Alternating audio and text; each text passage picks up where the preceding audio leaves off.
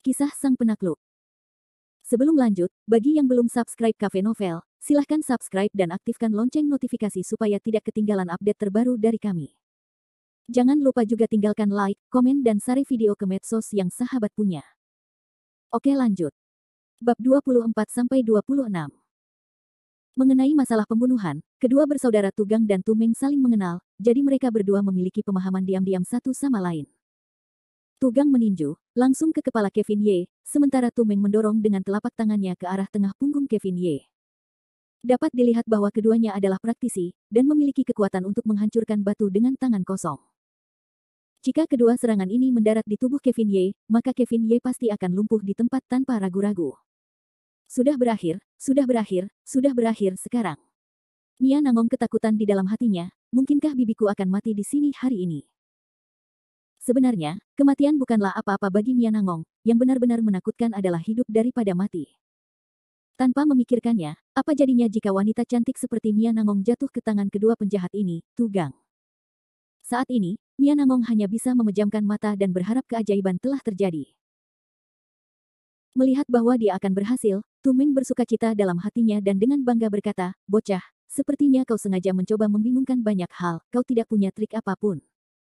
Jelas, ketika Tumeng melihat bahwa Kevin Ye tidak bergerak, dia memandang rendah Kevin Ye dan tidak lagi menatap Kevin Ye. Namun, Tugang, orang yang berhati-hati, yang memperingatkannya, "Laoer, jangan ceroboh." Tinju Tugang maju sementara telapak tangan Tumeng tiba di belakang. Ada sedikit perbedaan di antara keduanya. Dalam sepersekian detik itu, Kevin Ye bergerak. Meskipun matanya masih kosong, ini adalah reaksi normal seseorang yang menyerangnya setelah bertahun-tahun bertempur. Jari-jarinya masih memegang jepit rambut Lin Sai Ling langit mendalam, dan dia sedikit mengerahkan sedikit kekuatan. Tangannya yang lain terayun keluar tanpa melihat ke belakang, berubah menjadi serangan telapak tangan. Dengan suara hong, telapak tangan Kevin Ye langsung bertabrakan dengan tinju Tugang. Tugang hanya merasakan gelombang kekuatan yang kuat mendekat, hanya dengan satu serangan itu, Tugang merasa seolah-olah dia melayang, dan terlempar dengan paksa, tulang-tulang di lengannya retak dan dia melihat tulang-tulang putih yang menakutkan. Tugang berteriak. Dia tidak pernah menyangka bahwa lambaian tangan Kevin Ye yang biasa akan benar-benar memiliki kekuatan yang begitu besar. Di bawah telapak tangan ini, dia sama sekali tidak dapat membalas. Pada saat yang sama, Tumeng juga menepukkan telapak tangannya ke bagian tengah punggung Kevin Ye. Kevin Ye mengabaikannya. Sepasang telapak tangan daging itu tercetak di jantung Kevin Ye, dan seolah-olah sedang menggaruk gatal. Saat dia bersentuhan dengan tubuh Kevin Ye, Tumeng merasa ada yang salah, karena meskipun dia telah menggunakan seluruh kekuatannya untuk menyerang, seolah-olah dia adalah seekor semut yang mencoba mengguncang pohon, dan itu sama sekali tidak berguna. Bagaimana ini mungkin? Anak ini, apakah dia orang aneh? Tumeng terkejut. Dia sendiri tahu tentang kekuatan telapak tangan Tumeng, dan tahu bahwa adalah hal yang normal baginya untuk membenturkan kepalanya sendiri ke sepotong batu. Bahkan jika orang yang hidup berdiri di depan Tumeng, tulang-tulangnya akan patah karena serangan telapak tangan itu. Namun, pemuda di depannya setenang gunung Tai, tidak bergerak sedikit pun. Memutar lehernya, Kevin Ye mendapatkan kembali akal sehatnya. Dia memfokuskan seluruh pikirannya dan mencabut jepit rambut perak dari tubuh Mia Nangong. Jarinya menyentuh titik akupuntur di punggung Mia Nangong dan menusuknya lagi. Penampilannya yang santai dan elegan itu sama sekali tidak tampak seperti sedang menghadapi musuh besar. Itu hanya santai dan menyenangkan. Kevin Ye tidak hanya menamparkan wajah kedua saudara itu, tetapi juga menamparkan mereka dengan keras. Tamparan itu begitu kuat sehingga kedua saudara itu tidak dapat menjaga diri mereka sendiri. Ini adalah ranah seorang ahli. Tentu saja, jika Tugang dan saudaranya mengatakan bahwa mereka adalah Gunung Tai, mereka masih jauh. Laoer, cepatlah kembali, kita bertemu dengan kemalangan bocah ini, dia adalah ahli dalam negara harimau sapi. Meskipun dia terluka parah, Tugang tetap mengingatkan saudaranya. Meskipun Kevin Ye tidak peduli dengan Tumeng, saat ini, ada perubahan dalam tubuhnya. Energi spiritual kekacauan yang awalnya bersembunyi di dalam dantiannya, yang tidak akan pernah didengarkan Kevin Ye, tiba-tiba bergerak, dan menyerang dengan sikap yang keras. Untuk sesaat, Tumeng merasa seolah-olah sedang bertarung melawan lautan yang bergelombang dan tak terbatas. Dengan perlindungan energi spiritual caotik, itu langsung mengirim Tumeng terbang. Di udara, Tumeng mulai menyemprotkan seteguk besar darah. Kevin Ye mengangkat tangannya untuk ketiga kalinya, mengangkat jepit rambutnya dan sekali lagi menusuk titik akupuntur Mia Nangong. Kali ini, Mia Nangong hanya mengeluarkan erangan lembut, dan tidak merasakan sakit apapun. Dalam menghadapi kegembiraan yang begitu besar, rasa sakitnya seperti gerimis. Meskipun pertempuran itu terjadi di belakangnya, Mia Nangong dapat dengan jelas merasakan bahwa Kevin Ye dengan santai berurusan dengan dua saudara Tugang, dan kedua orang ini benar-benar menyebut Kevin Ye sebagai ahli dari negara harimau sapi. Ini membuat Mia Nangong merasa riang. Ya ampun, apakah itu tidak apa-apa? Mia Nangong terkesiap. Memang, saat Kevin Ye menyembuhkan Mia Nangong, dia juga dengan mudahnya mengurus kedua saudaranya Tugang dan Yue Yang. Bahkan Mia Nangong tercengang. Dia sangat gembira. Kevin Ye juga dalam keadaan gembira, dan kegembiraannya bukan karena dia telah mengurus Tugang dan saudaranya. Kegembiraannya sepenuhnya berasal dari energi spiritual caotik di dalam tubuhnya. Mengandalkan bagaimana dia tidak dapat menggerakkan energi spiritual caotik sama sekali, itu sebenarnya memiliki efek melindungi tuannya. Ini membuat Kevin Ye segera mengerti bahwa bukan karena dia tidak dapat menggunakan energi spiritual caotik, tetapi kultivasinya tidak cukup untuk mengendalikannya. Pada saat ini, Kevin Ye sudah menantikan seberapa kuat tubuh Dewa Iblisnya jika dapat disempurnakan ke tingkat lain dan mencapai tahap pemurnian. Dalam sekejap, Tugang dan Tumeng keduanya lumpuh. Bagaimana mereka berani terus maju? Mereka hanya bisa menyerah. Kedua saudara itu berusaha mati-matian untuk berdiri, saling menopang, ayo, ayo cepat. Keduanya terlatih-tatih, saling menopang, dan cepat-cepat mundur. Mendengar bahwa keduanya hendak lari, Mia Nangong tidak setuju dan langsung berkata, kalian berdua, jika kalian punya nyali, jangan lari. Bahkan ibu tidak mengenalnya, jadi jangan lari, jangan lari. Bertemu Kevin Ye dengan perubahan seperti ini. Jika dia tidak lari, apakah dia akan menunggu kematiannya? Kemudian, Tugang tidak mematuhi Mia Nangong dan terhuyung-huyung menuruni gunung. Mia Nangong sangat marah sehingga dia hanya bisa menghentakkan kaki ke tanah. Sialan, mereka benar-benar lari. Huff. Bahkan jika itu adalah ujung dunia, aku tidak akan membiarkan mereka pergi. Namun, Kevin Ye tertawa senang dan berkata, baiklah, nona kecilku, aku akhirnya berhasil menyembuhkanmu dengan susah payah. Jangan biarkan kemarahanmu membuatmu sakit lagi. Setelah itu, Kevin Ye segera menyingkirkan jepit rambut perak itu, cukup. Tapi aku sangat lelah. Ketika Mia Nangong mendengar bahwa lukanya sendiri telah sembuh, dia tidak peduli lagi dengan Tugang dan Tumeng, dan segera merasa beruntung, merasakan meridiannya tidak terhalang dan tidak terhalang, dia dengan gembira melompat. Mia Nangong saat ini juga tidak punya waktu untuk peduli dengan penampilannya yang acak-acakan. Dia dengan cepat berbalik dan memeluk Kevin Ye dengan erat, lalu mencium pipinya secara alami. Baiklah, baiklah, lukaku sudah sembuh semua. Kevin Ye, kamu benar-benar terlalu tampan, terlalu mengagumkan. Mia Nangong memeluk Kevin Ye, memantul dan melompat. Kevin Ye terkikik, dia menundukkan kepalanya dan melirik Mia Nangong, dan menelan ludah. Di tengah kegembiraannya, Mia Nangong tiba-tiba merasa ada yang tidak beres. Dia segera melepaskan pelukannya dan menggigitnya, sambil cemberut, bajingan. Kevin Ye dengan malu mencubit ujung hidungnya dan berpikir, ini sangat tidak adil, kamu benar-benar melemparkan dirimu ke pelukanku, bagaimana kamu bisa menyalahkanku? Segera setelah itu, Kevin Ye mendecakkan bibirnya dan berpikir dalam hatinya, jangan katakan itu, sosok gadis kecil ini, memang tidak buruk. Wajah Mia Nangong menjadi malu, tetapi tidak ada kemarahan di wajahnya. Dia berpikir tentang bagaimana, setelah pulih dari luka-lukanya, dia begitu gembira sehingga dia mengabaikan segalanya dan memeluk seorang anak laki-laki yang baru saja dia temui dan menciumnya. Dia segera bertindak seperti anak kecil yang telah melakukan kesalahan.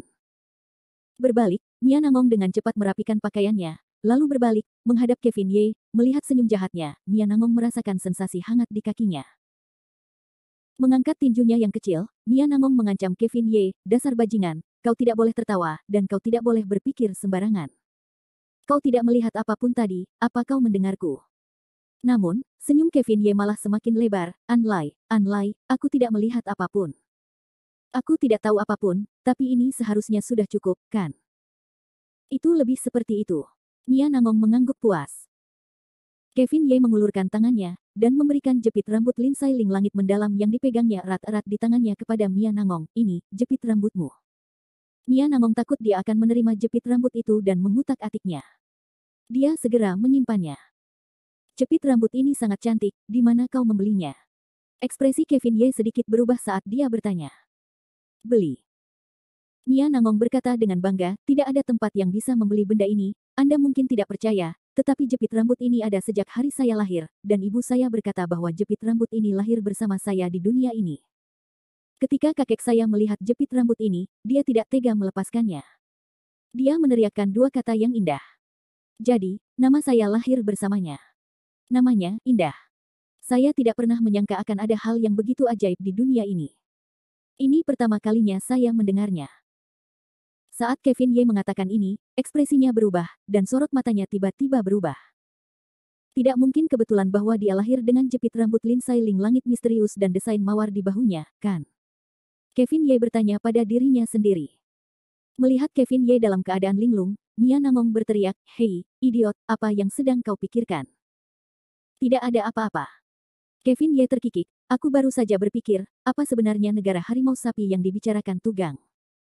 Kevin Ye sengaja menggunakan kata-kata untuk mengulur waktu Mia Nangong. Tentu saja, dia tidak bisa mengungkapkan keraguan di hatinya sebelum dia memastikan identitas Mia Nangong. Tidak disangka Mia Nangong menatapnya seperti sedang menatap orang bodoh. Apa? Apa yang kukatakan salah? Kevin Ye bertanya lagi. Mia Nangong dengan berani mengulurkan tangannya dan menyentuh dahi Kevin Ye, aku benar-benar ragu apakah otakmu terbakar dan bingung, jika tidak, bagaimana kamu melatih seni bela diri tampanmu? Karena kamu seorang seniman bela diri, mengapa kamu mengajukan pertanyaan bodoh seperti itu? Kevin Ye tertawa getir, apakah pertanyaan ini bodoh? Dia benar-benar bodoh. Bab 25. Menurut pemahaman Kevin Ye, negara harimau sapi seharusnya menjadi wilayah bagi para pejuang di bumi. Akan tetapi, Kevin Ye tidak begitu jelas tentang apa sebenarnya wilayah ini. Kevin Ye tidak asing dengan wilayah, lagi pula, itu adalah sesuatu yang hanya ada di dunia abadi. Di dunia abadi, dunia ini terbagi menjadi 9 wilayah. Ada 5 dewa, satu adalah roh surga, 3 lainnya adalah iblis, iblis surgawi alien, iblis darah Styx, dan iblis dunia spiritual. Ditambah dengan fakta bahwa bumi diakui oleh semua orang sebagai zona terlarang dan dilarang untuk dimasuki, totalnya ada 9 wilayah. Di 9 wilayah, baik itu dewa atau iblis, mereka semua memiliki divisi kekuatan mereka sendiri.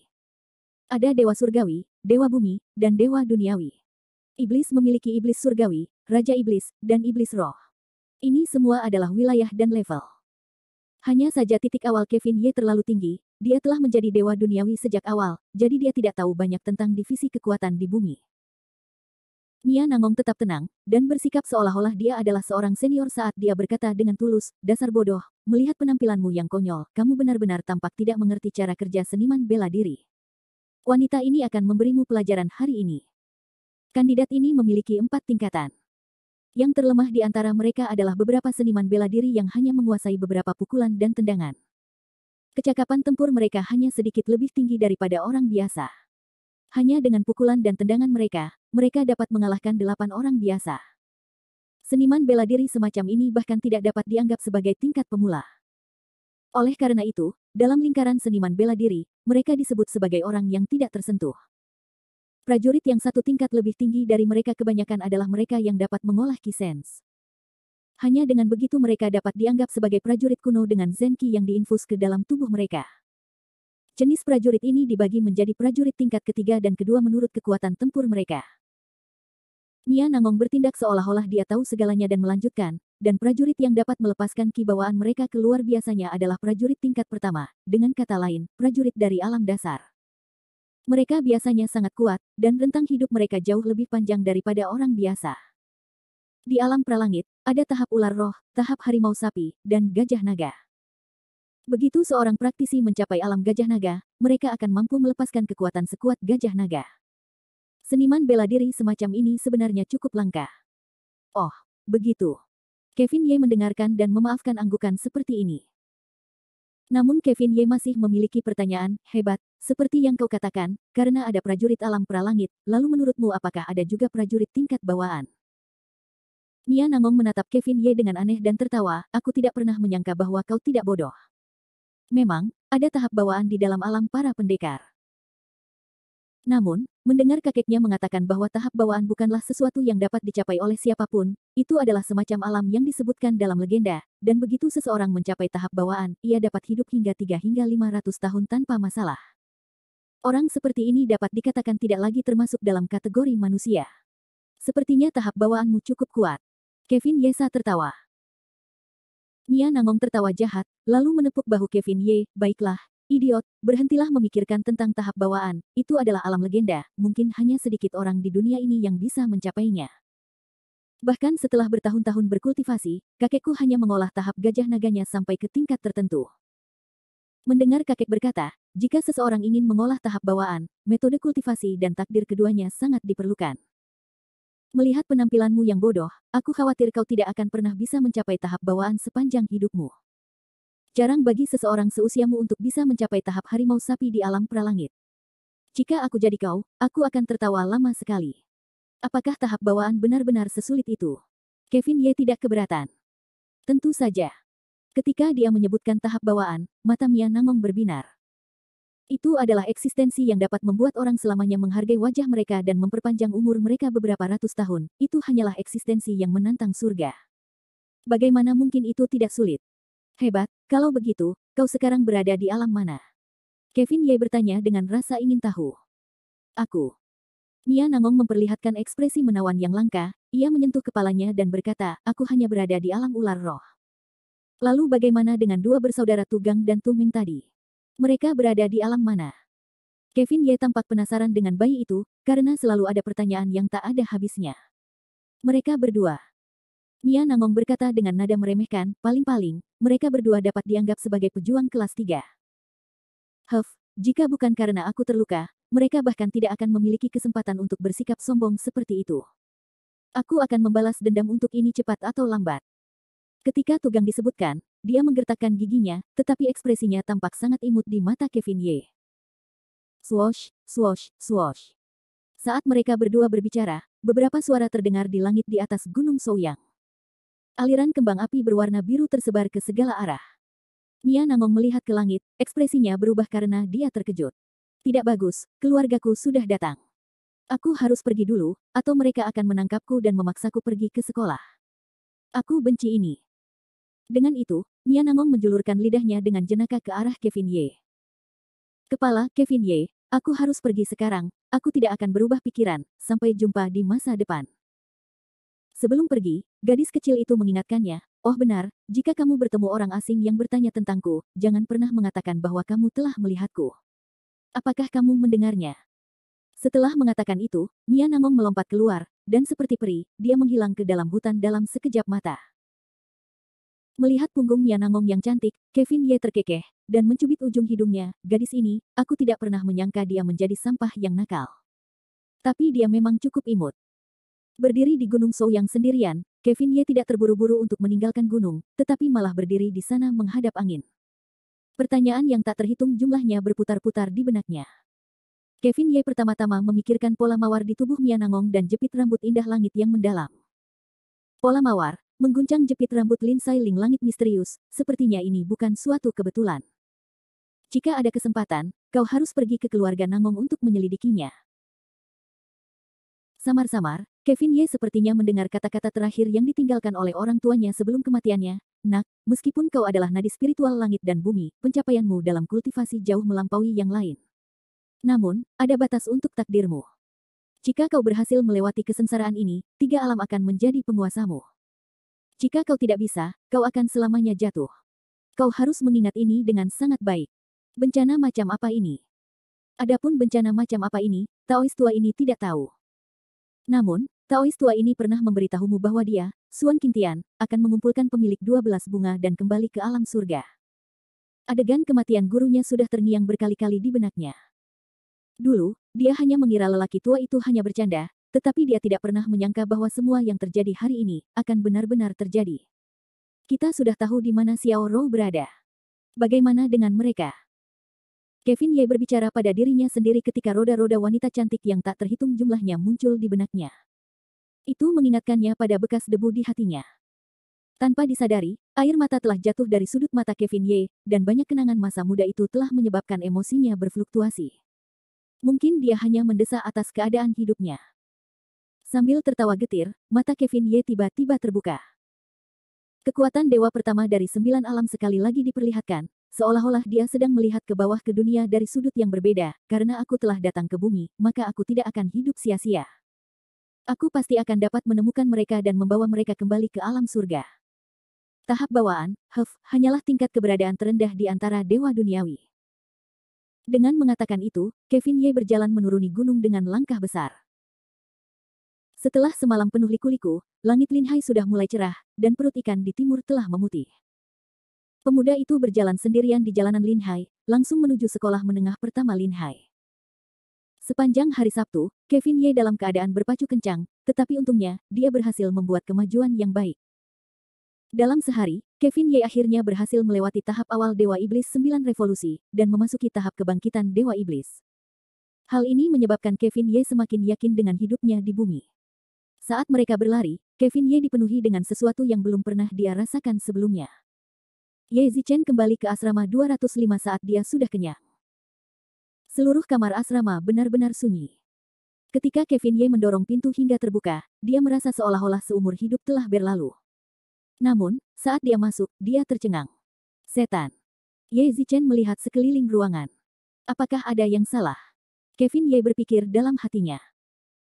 Saat dia berjalan, Kevin Ye mendengar seseorang mengerang, "Wo, wo, wo." Kevin Ye melangkah maju dan bergegas ke balkon asrama. Seketika, Kevin Ye tercengang. Dia hanya melihat bahwa di balkon, celana Howard Zhang dilepas, diikat erat, dan Howard Zhang tergeletak di tanah seperti babi yang lemah. Ada juga 2 pasang kaus kaki bau yang dijejalkan ke mulutnya, membuatnya tidak bisa menangis. Kevin Ye mengangkat alisnya, matanya penuh amarah. Dia segera maju dan mengangkat Howard Zhang dari tanah. Dengan satu tangan, dia memutuskan tali yang mengikat Howard Zhang padanya. Howard Zhang sudah linglung, dia membeku ungu di sekujur tubuhnya, dan bibirnya tidak bisa menahan gemetar. Melihat Kevin Ye, dia meratap. "Kakak Ye, kamu kembali. Kamu akhirnya kembali." Suara tangisan Howard Zhang sangat menyedihkan. Apa sebenarnya yang terjadi? Apa yang terjadi? Kevin Ye langsung bertanya. Howard Zhang membuka mulutnya, tetapi tidak dapat mengatakan sepatah kata pun karena tubuhnya gemetar. Melihat itu, Kevin Ye segera menarik Howard Zhang ke asrama dan menutupinya dengan selimut. Setelah beberapa lama, tubuh Howard Zhang yang membeku akhirnya mulai terasa lebih hangat. Kevin Ye menyipitkan matanya, dan berkata dengan sinis, "Apakah itu Wang Xian dan Liu Rong?" Howard Zhang mengangguk dengan galak, "Men. Tadi malam, mereka berdua membawa sekelompok orang ke asrama. Setelah mencari cukup lama, dia tidak dapat menemukanmu, jadi dia datang untuk bertanya di mana kau berada. Mereka tidak percaya padaku ketika aku mengatakan aku tidak tahu. Dan kemudian dia mulai memukulku. Aku, tanpa perlu Howard Zhang menyelesaikan kalimatnya, Kevin Ye tahu apa yang akan terjadi selanjutnya. Kemungkinan besar karena Wang Xian dan Liu Rong tidak menemukan Kevin Ye, mereka membawa Howard Zhang tiba-tiba dan mengikatnya ke balkon. Howard Zhang hanyalah seorang siswa. Pada saat ini, seluruh tubuh Kevin Ye memancarkan niat membunuh yang kuat. Dewa 9 Alam sangat marah, jika dia ingin membunuh seseorang, tidak ada seorang pun di dunia ini yang dapat menghentikannya. Sialan, aku benar-benar tidak bisa membiarkan mereka pergi. Dengan itu, Kevin Ye menepuk bahu Howard Zhang dengan tangannya yang besar, dan perasaan hangat meresap ke dalam tubuh Howard Zhang, membuatnya merasa sangat nyaman. "Qiaqin, jangan takut. Kamu adalah saudaraku, Kevin Ye, dan kamu tidak akan bisa menyakiti saudaraku. Selama mereka menginginkannya, aku akan membuat mereka membayarnya." Melihat ekspresi tegas Kevin Ye, Howard Zhang mendengus keras, merasakan kehangatan yang tak tertandingi di hatinya. Bab 26. Apa yang telah dilakukan Wang Xian dan Liu Rong telah benar-benar melewati batas Kevin Ye. Sebagai seorang yang abadi, keterampilan Kevin Ye dalam memelihara Qi masih cukup bagus. Wang Xian dan Liu Rong telah saling memprovokasi berkali-kali, jadi Kevin Ye bahkan tidak ingin repot-repot dengan mereka, 2 manusia biasa. Namun, kali ini, kedua orang ini benar-benar memanfaatkan ketidakhadiran Kevin Ye untuk menggertak Howard Zhang. Ini adalah sesuatu yang tidak dapat diterima Kevin Ye. Di dunia abadi, Kevin Ye memiliki temperamen dan melindungi orang-orangnya sendiri. Begitu seseorang pindah ke sisinya, Kevin Ye pasti tidak akan membiarkan mereka pergi. Namun, Wang Xian dan Liu Rong licik, dan meminta bantuan. Dan dalam situasi ketika bantuan asing meninggalkan panggung, mereka tidak berani menghadapi Kevin Ye sendirian, jadi setelah memukulnya dengan sap, mereka segera bersembunyi. Mereka takut Kevin Ye tidak akan membiarkan mereka pergi ketika dia kembali, mereka bahkan tidak berani tinggal di asrama. Setelah berlari selama 1 hari lagi, Kevin Ye juga lapar. Melihat langit sudah cerah, Kevin Ye memutuskan untuk berkata saja, "Qiaqin, kamu pasti lapar sejak semalaman. Ayo kita keluar dan makan sesuatu dulu."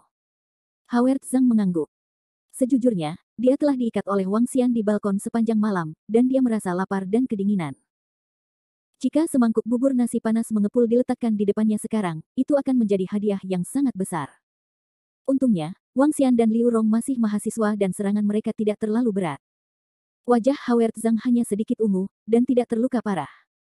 Selain itu, dengan Kevin Ye menggunakan energi roh untuk memulihkan diri, tubuhnya akan cepat pulih. Keduanya membersihkan diri dan berganti pakaian. Kemudian, mereka bergegas menuruni tangga dan menuju ruang makan sekolah.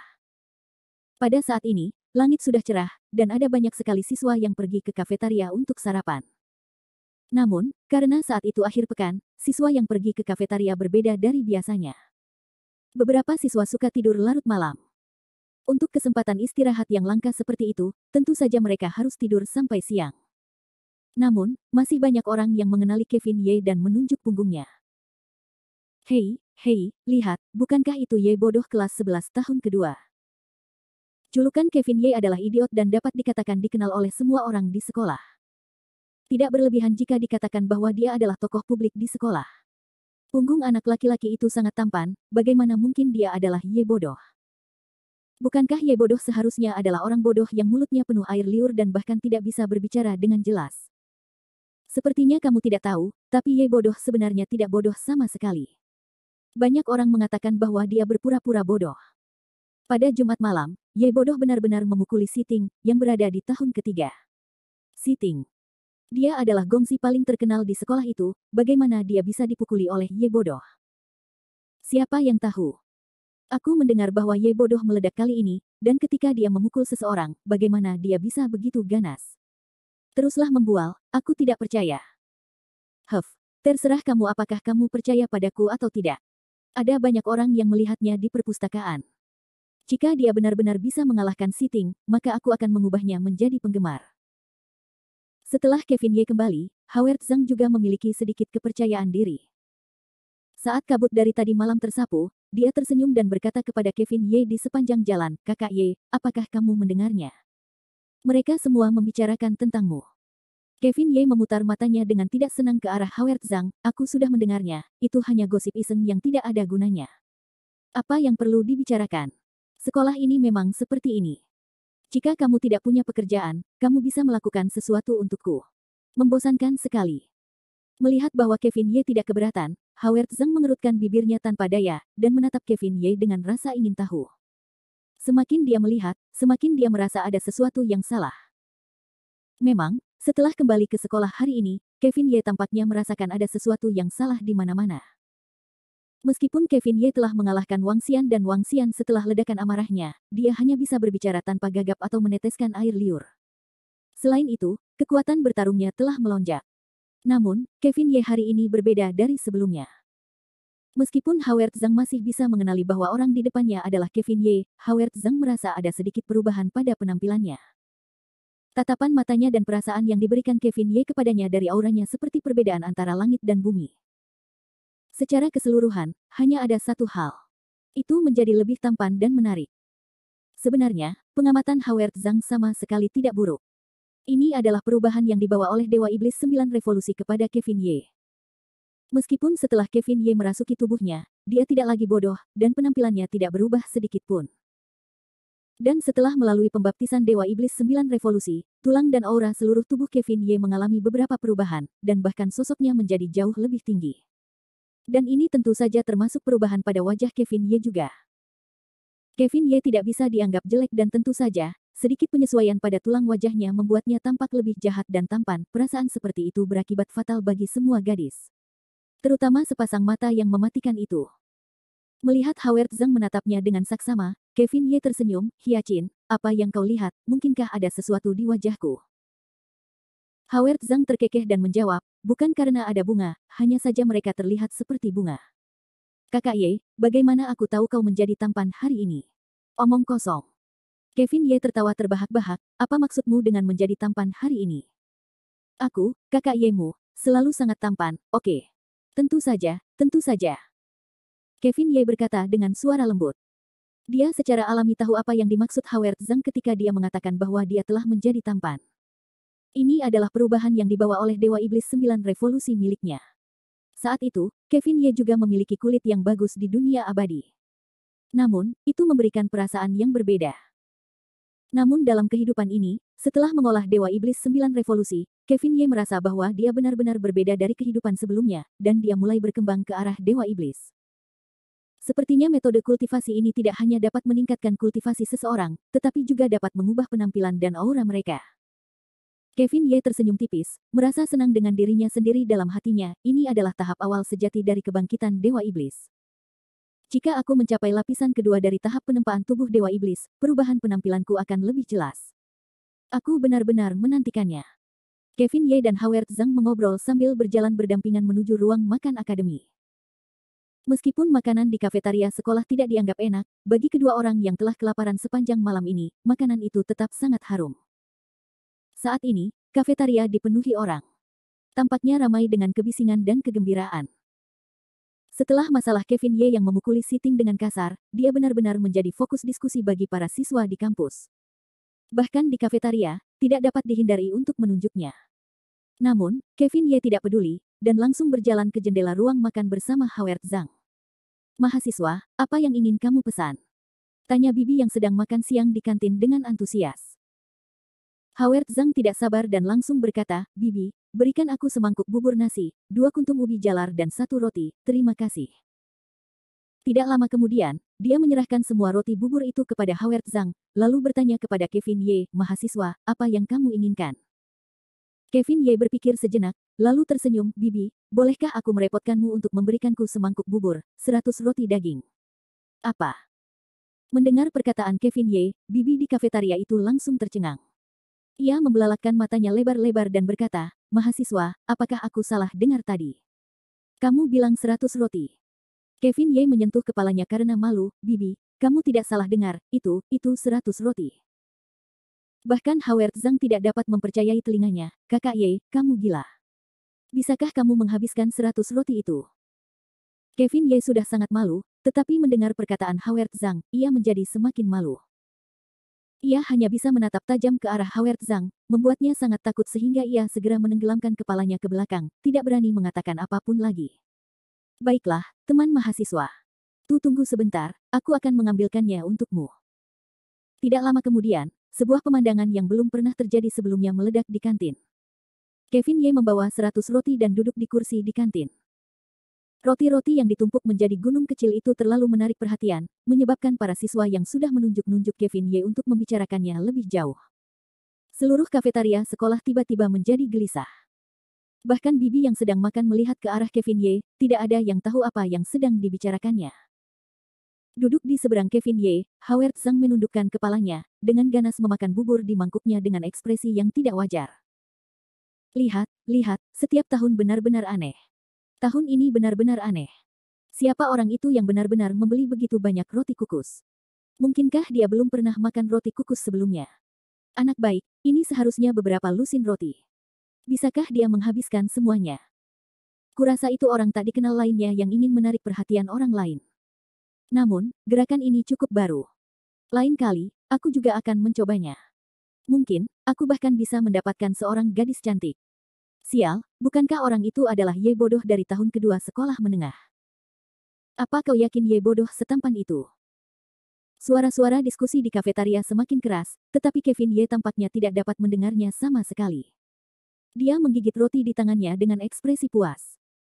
Di kafetaria, selain para lelaki yang terkejut dengan selera makan Kevin Ye, ada juga banyak gadis yang tergila-gila. Yang mereka lihat bukanlah roti kukus, melainkan kecantikan seorang remaja yang bahkan lebih menarik daripada roti kukus. Wah, aku tidak tahan. Aku tidak tahan lagi, dia dari kelas mana? Aku belum pernah mendengar sekolah dengan wajah setampan itu. Dia terlihat lebih tampan daripada Komandan Ting dan Marsekal Kiao. Benar. Aku harus bertanya-tanya, bahkan makan roti pun sangat keren. Howard Zhang menatap Kevin Ye tanpa daya, Kakak Ye, sepertinya kamu menginginkan api. Kevin Ye mengabaikan Howard Zhang dan terus memakan roti isi dagingnya. Namun, wajah Howard Zhang dipenuhi rasa cemburu dan kebencian, ini sungguh ajaib, bahkan memakan roti saja sudah bisa menimbulkan keributan seperti itu. Kakak Ye benar-benar layak disebut Kakak Ye, dia menjadi pusat perhatian kemanapun dia pergi. Akan benar jika mengikutinya. Sebenarnya, Howard Zhang telah salah menuduh Kevin Ye. Alasan mengapa Kevin Ye memesan begitu banyak roti, bukanlah karena dia ingin mendapatkan perhatian, tetapi karena dia benar-benar lapar. Jika Kevin Ye berada di dunia abadi, dia tidak perlu makan dan minum sebanyak itu. Ini karena dunia abadi dipenuhi dengan energi spiritual, sedemikian rupa sehingga mereka bahkan tidak perlu makan. Namun di bumi, Kevin Ye hanya bisa tertawa. Jika dia tidak memiliki energi spiritual yang cukup untuk berkultivasi, tidak bisakah dia mengandalkan makan untuk mengisi kembali energi darahnya? 100 roti tidak ada artinya bagi Kevin Ye. Menurut buku-buku kuno, dia buruk dalam mempelajari sastra dan kaya dalam seni bela diri. Adalah hal yang biasa bagi seorang ranker teratas untuk memakan seekor sapi sekaligus, belum lagi Kevin Ye bukanlah seorang pejuang biasa. Konsumsi energi darahnya terlalu besar. Di bawah pengawasan ketat dari kerumunan, Kevin Ye menghabiskan roti di atas meja satu persatu. Jumlah orang di kafetaria tidak berkurang tetapi malah bertambah. Semua orang memandang Kevin Ye dengan rasa ingin tahu, menebak apakah dia bisa menghabiskan roti yang tersisa di atas meja atau tidak. Pada saat ini, di tengah ruang makan, seseorang melompat ke atas meja dan bergumam keras, "Ini taruhan. Ini taruhan. Rumah judi terbaru tahun ini. Semua orang datang dan lihatlah. Orang kaya mendukung orang kaya. Orang miskin mendukung kios-kios individu.